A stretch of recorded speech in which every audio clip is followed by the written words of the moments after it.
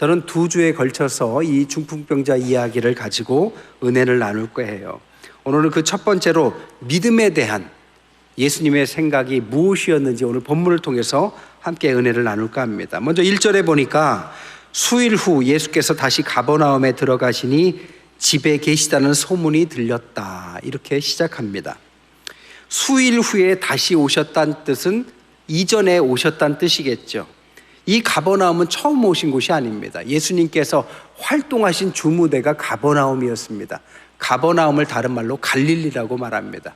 예수님을 갈릴리 예수라고 불렀던 것도 예수님께서 바로 이 지역을 중심으로 활동하셨기 때문이죠.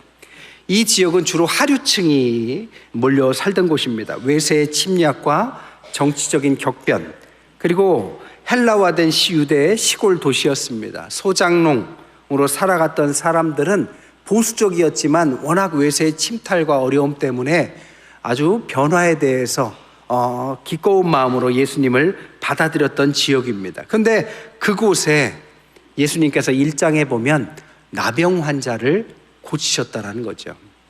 나병 환자는 한센병, 우리가 흔히 말하는 문둥병인 나병입니다. 근데 이 나병을 고친 이야기가 1장에 나옵니다. 고치고 나서 그 고친 배경이 뭐냐? 회당에서 말씀을 전하시고 그것을 고치는 이야기로 이어집니다.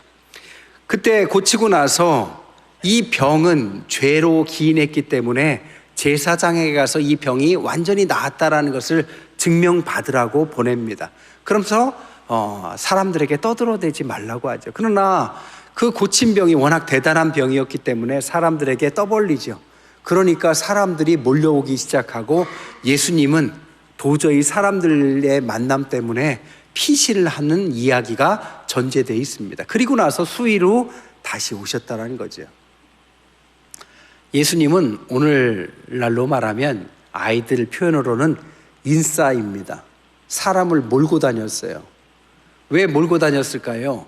하나님의 말씀이 능력이 있었기 때문이죠. 그래서 수일 후 다시 오셨을 때도 사람들은 몰려옵니다. 몰려올 때 1장과 다른 점이 하나 있다면 1장에서는 회당을 중심으로 활동하셨는데 2장에서 오늘 본문에서는 집이라고 표현되어 있다는 것입니다. 또 1장에서는 그 고침 후에 제사장한테 가라는 그 당시에 통념을 따랐다면 2장의 중풍병자 이야기는 예수님께서 그런 말을 하시지 않습니다. 그러니까 크게 보면 장소와 주체의 변화가 일어나죠.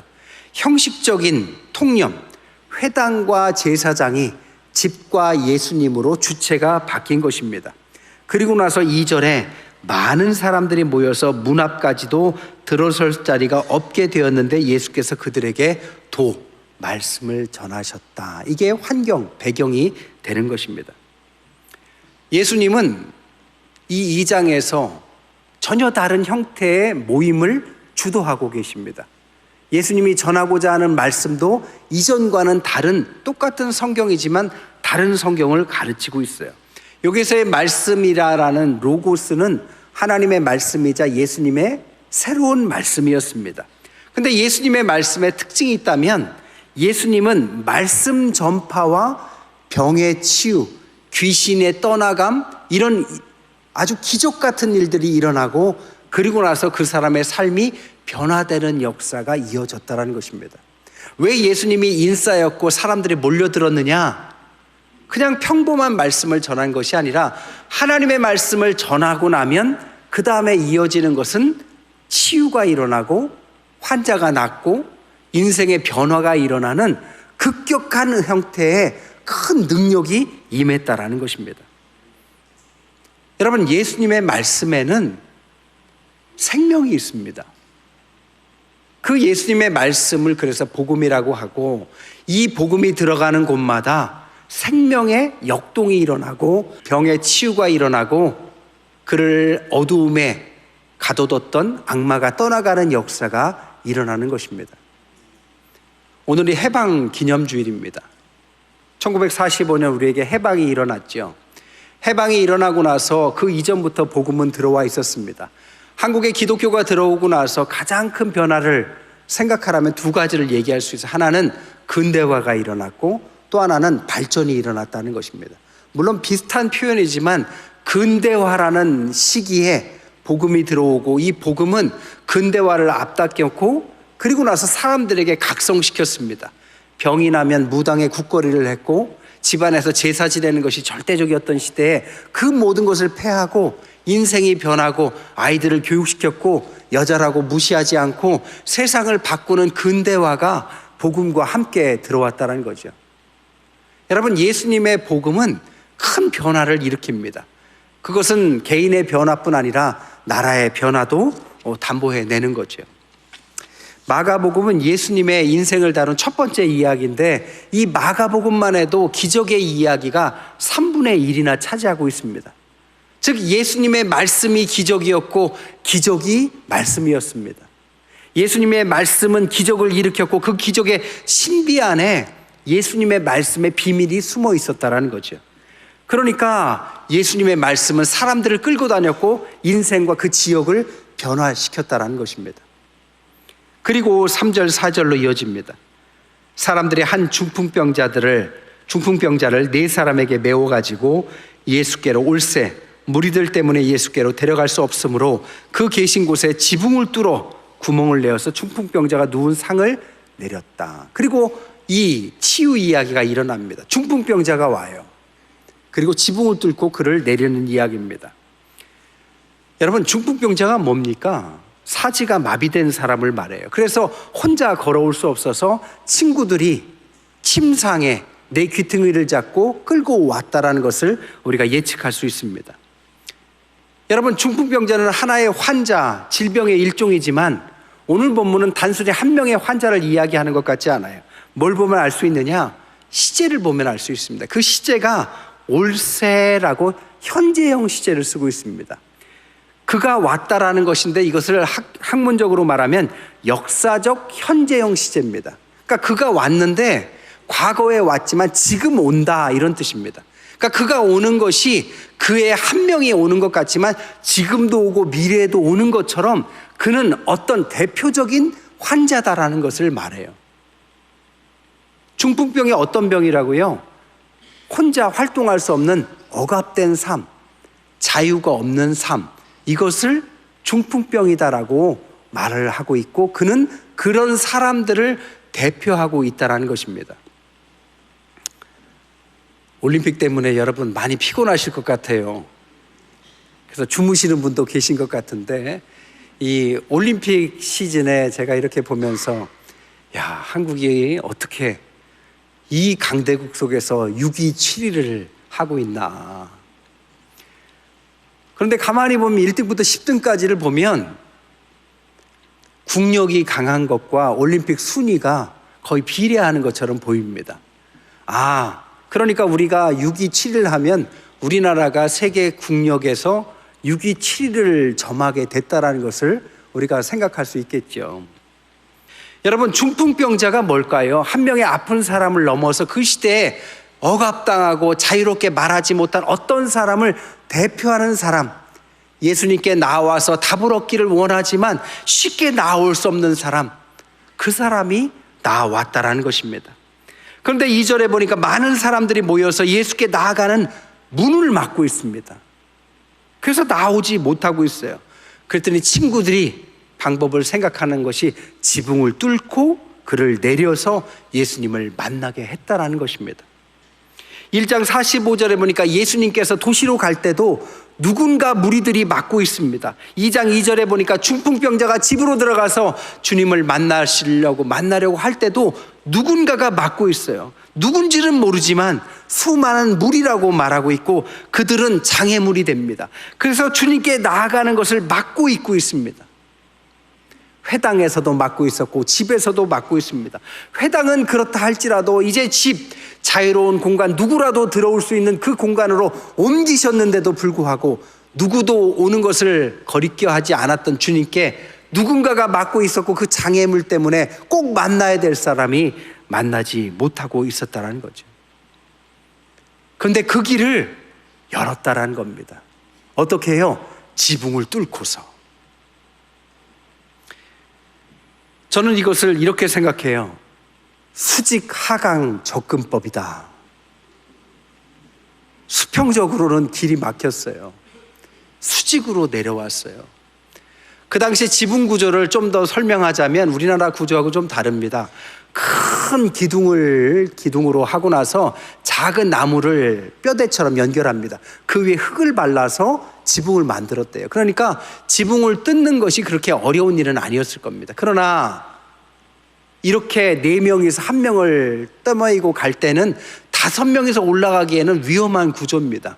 그러나 그들은 용기를 내서 지붕으로 올라갔고, 길이 없으니까 지붕을 뚫어서라도 그 지붕에서 침상을 내려간 거죠. 아무도 예상을 못했어요. 사람들이 막고 있으니까 내 차례가 올 때까지 수동적으로 기다렸거나 아니면 이제나 저제나 길이 날까를 기다리고 있었겠지요. 그러나 이 사람들은, 이 친구들과 이 중풍병자는 신박한 방법을 생각해냈죠. 위에서 밑으로, 수평이 아니라 수직이라는 방법을 생각해냈습니다. 근데 이 수직이라는 방법이 얼마나 성경적인 방법인지를 모릅니다. 어디에 이런 비슷한 이야기가 나오느냐? 창세기 야곱 이야기에 이 이야기가 나옵니다. 야곱의 사다리 이야기 아시죠? 야곱이 형 에서를 피해서 도망을 칩니다. 형 에서를 통해서 도망을 치는데 그의 삶의 수평적 요소들은 다 두려움의 요소고, 앞뒤에 그를 전복시킬 만한 위험 요소가 있어요. 뒤에는 에서가 그를 죽이려고 눈을 뻘겋게 다가옵니다. 그런데 아직 만나지 않았지만 그가 만날 사람은 에서보다 더 독하면 독했지 못하지 않은 라반이 기다리고 있어요. 그러니까 어찌 보면 그의 수평적 삶에서는 희망이 없습니다. 떠나온 곳에서 앞으로 갈 목적지 사이에 경계 공간에 있습니다. 그는 속에 답답해. 어디로 갈지도 모르고 이 문제를 해결할 방법도 몰라요. 그의 수평적 삶은 답이 없는 답답함에 매몰되어 있어요. 근데 그때 하나님께서 이 수평의 균형을 깨시고 수직으로 그에게 다가오셨다는 거죠. 그게 야곱의 사다리입니다. 야곱의 사다리는 뭡니까? 그가 수평의 삶에서 답을 얻지 못할 때 하늘문을 여시고 이 땅에 내려오셔서 답답한 그에게 하나님의 임재를 알리고, 너는 혼자가 아니다, 내가 너와 함께 있다. 천사가 우르락 내리면서 이 땅의 방법을 다 무시하시고 하늘의 수직적인 방법을 가르쳐 주십니다. 수평의 한계를 넘어서 수직의 해결책을 주셨어요. 가장 취약한 인생의 한계에 도달한 야곱에게 하나님은 수직이라는 방법을 주셨습니다. 그때 야곱이 변해요. 환경은 변하지 않았는데 야곱이 변합니다. 그리고 희망을 가지고 나아갑니다. 이게 신앙이다라고 가르쳐 주는 거죠. 근데 이 방법을 어찌 깨달았는지 4명의 친구들이 하고 있다는 것입니다. 5절에 보니까 예수께서 그들을 뭐라고 하느냐? 믿음을 보셨다. 중풍병자에게 이르되 작은 자야 내 죄사함을 받았다, 이렇게 말씀하셨다는 거죠. 그것을 야 위험한데 어떻게 천장을 뚫을 생각을 했냐 라고 꾸짖으신 게 아니라 잘했다, 믿음이 뛰어나다, 그리고 나서 네 죄사함을 얻었다 하면서 그 앞에 소자야 작은 자야라고 말했던 작은 자의 원어가 아들아 이런 뜻입니다. 죄인이었던 그가 아들로 변하는 상황입니다. 4명의 친구의 행위는 예수님께서 믿음이다라고 칭찬했다라는 것입니다. 그들의 믿음이 뭡니까? 죄인이 예수님께 나아가지 못한다라는 율법적 통념을 깼습니다. 그리고 수직 하강의 방법을 통해서라도 예수님께 나아갔다라는 거죠. 문이 있습니다. 수평이에요. 땅의 기준입니다. 막혀 있어요. 그러나 그들은 지붕을 통해서 수직적으로 하늘의 기준을 통해서 열린 문을 통과했다라는 것입니다. 완전히 반대인데 이 대조적인 것을 통해서 수평을 넘어서 수직으로 그들에게 나아갔어요. 땅의 막힘을 그들도 알고 있었습니다. 그래서 하늘의 문을 열고 그들에게 나아갔을 때 예수님은 아들아 잘했다, 믿음을 칭찬하셨다라는 것입니다. 예수님이 원하시는 것은 뭐냐? 땅의 법에 가로막혀서 하나님께 나아가지 못하는 것을 원하는 것이 아니라, 그때 주저하고 멈추고 나는 못 갑니다, 이래서 나는 도저히 앞으로 못 갔습니다 라고 핑계대는 것이 아니라 하늘의 법을 믿고 수직적으로라도 믿음으로 나아오라는 것이죠. 그게 예수님의 로고스, 예수님의 기적이자 말씀의 중심이라는 거죠. 통념적인 상황에 무릎 꿇지 말고 믿음으로 주님께 나와라. 그래야 너희들은 주님께 나와서 답을 얻을 수 있다는 것이죠. 오늘날 트럼프가 미국의 대통령 후보인 트럼프가 부통령 후보로 삼았던 J.D. 벤스라는 분이 있어요. 그런데 이 J.D. 벤스라는 분이 어떻게 부통령 후보까지 갔느냐? 그가 썼던 힐빌리의 노래라는 것 때문에 아마 올라갔을 겁니다. 이것은 책으로도 베스트셀러가 됐고 영화로도 만들어졌어요. 정확한 제목은 힐빌리의 애가입니다. 슬픔의 노래. 그 힐빌리가 뭐냐? 우리나라로 말하면 좀 시골 촌뜨기 백인 이런 뜻입니다. 좀 부족하고 찌질한 사람들의 백인, 뭐 그런 뜻을 품고 있는 말이 힐빌리였습니다. 이 힐빌리들이 어디 있느냐? 미국의 시골 마을에 많이 있어요. 에팔레치아 산맥에 이 J.D. 벤스라는 사람은 태어납니다. 우리로 말하면 저 강원도 정선쯤 돼요. 에팔레치아 산맥에서 석탄을 캐면서 살았던 사람들처럼 살았었습니다. 우리나라 강원도 정선에서 석탄을 캐고 살던 사람들이 오늘날 가난한 사람들이 된 것처럼 에팔레치아 산맥의 백인들이 그런 삶이래요. 그러다 보니까 환경이 어려워지고 가난하니까 대부분의 사람들이 이 사회적 루저로 전락을 한 거죠. 거기서 J.D. 벤스가 태어납니다. 환경이 안 좋으니까 이게 아무리 좋은 것을 줘도 그것을 취할 줄을 몰라요. 좋은 직장이 있어도 사람들이 잘 다녀야 되는데 며칠 다니다가 그만둡니다. 왜? 부모님이 그렇게 살아왔고 주변의 친구들이 그렇게 사니까 나도 당연히 그렇게 살아가요. 공부할 수 있는 기회가 있지만 공부하지 않습니다. 이 J.D. 벤스도 마찬가지예요. 어머니도 머리가 좋아서 부총학생회장까지 했는데 그녀는 결국에는 알코올 중독자, 마약 중독자가 돼요. 간호사도 결국엔 면허가 취소당한 가난한 사람이 됩니다. 아버지가 셀 수가 없어요. 계속 남편이 바뀌는 거예요. 이런 곳에서 J.D. 벤스가 어린 시절을 보냅니다. 그러니 뭘 보고 배웠겠어요? 머리가 좋은 벤스가 공부를 아무리 잘해도 칭찬받지 못해요. 술 먹고 때리거나 환경이 공부하지 않는 친구들로 가득하니까 그도 점차 망가져 갑니다. 근데 그런 환경 속에서 그의 할머니만큼은 이 아이를 회복시키기를 원했어요. 그의 어머니도 가능성이 있었지만 포기했습니다.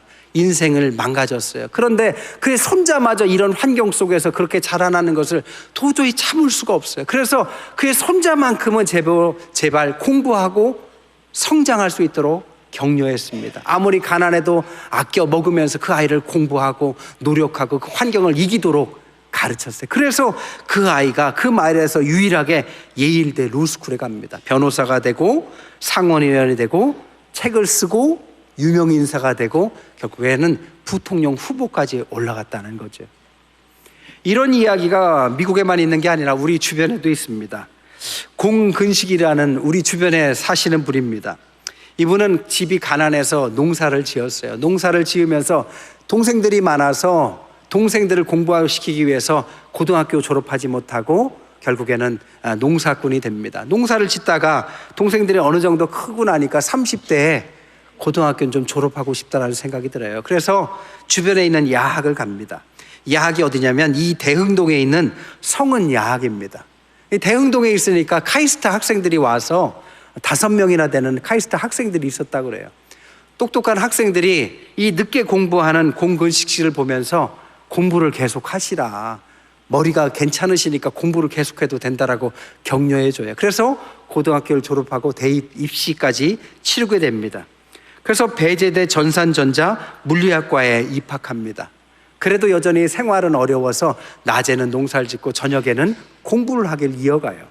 근데 워낙 성실하고 머리가 뛰어나니까 교수가 카이스트에 한 명 청강할 수 있는 기회를 그 공근식 씨한테 줘요. 가서 공부를 해보니까 또 성실하게 하는 거예요. 그러니까 거기에 교환 교수로 왔던 러시아 교수가 그를 좋게 봅니다. 그래서 러시아로 초청을 해요. 그래서 갑자기 러시아 유학을 가게 됩니다. 러시아 유학을 41세에 떠나요. 러시아 유학을 떠나서 공부를 하면서 피나는 도전 끝에 항공공학과에 47세에 화학 변화를 고려한 우주 발사체의 성능 향상 계량화라는 읽기도 힘든 이 제목을 가지고 수석으로 석사를 졸업합니다. 그랬더니 동생들이 형님 이제 우리가 형님 학비를 댈게요 해서 박사학위를 도전해요. 49세에 박사학위 과정을 입학하고 53세에 화성 대기에서 하강하는 우주선 주변의 흐름을 모델링하는 특징이라는 제목으로 박사학위를 취득합니다. 멀리서 일어난 일이 아니에요, 여러분. 우리 주변에 있는 분이 일어난 일입니다. 저에게도 이런 비슷한 일이 있었어요. 오늘이 8월 11일인데 저는 8월 11일이 뜻깊은 날입니다. 왜냐?